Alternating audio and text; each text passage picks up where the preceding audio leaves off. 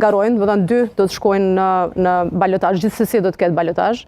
Kështu që në raundin e parë i ftoj me votu për, e në raundin e dytë është krejt okej me votu kundër, sepse aty ke 2 zgjedhje që nështë s'ka qenë zgjedhja jote e parë dhe voton kundër. Zakonisht është për votuar kundër. Kundër dikujt. Kjo vetëm për me mbyll këtë pjesën e votës për edhe kundër. Folet për buxhetin që tepron, dhe këtu prap kisha mundër lidh për përvojës që kam në Shqipëri.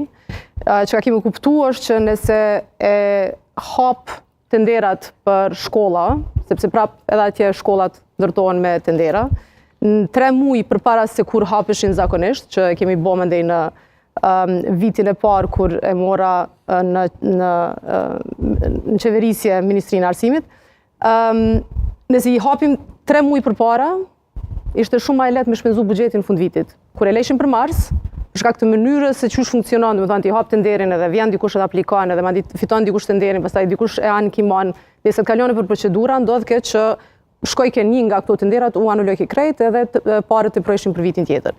Kështu që e kam këshirë me shumë kujdes që ndodh në komunën e Prishtinës, dhe në komunën e Prishtinës, në teori, se në praktik kryetari aktual nuk ka arrit me i marrë votat për me mujt me kalu buxhetin me kohë, në teori buxheti kalon me 30 shtator. Edhe me 30 shtator, ti e din si komunë se çka mundesh me paret e tua vendos vetë. Për paret që i jep qeveria, mandej ka pikpyetje se cilat pjesë t'i jep dhe deri në dhjetor nuk dihet. Po për paret që i ke dedikuar, që janë paret e komunës që i ka inkasu vetë, për ato dihet se ku dojnë me shku. Është e rëndësishme, pra pi shtatorit, deri në dhjetor, munden mu hap të gjitha thirrjet për mi zhvillu projektet e nevojshme që në janar, kur nis viti i ri buxhetor, me i hap tenderin në janar. Këta nuk e bojnë kështu. Ta do me thonë presin derisa të aprovohet buxheti në nivelin qendror dhe pastaj e fillojnë projektet në janar, edhe ato kryen deri ka marsi, prilli, maji, pastaj hapin tenderin në qershor, edhe kështu mbesin çdo vit pa u shpenzu buxheti në një qytet ku ka shumë nevojë për investime. Kështu që është një, si me thonë, një intervenim shumë i thjeshtë duhet të riorganizohet puna në komunë për me mujt me shpenzu një pjesë shumë të madhe të buxhetit aty ku ka nevojë.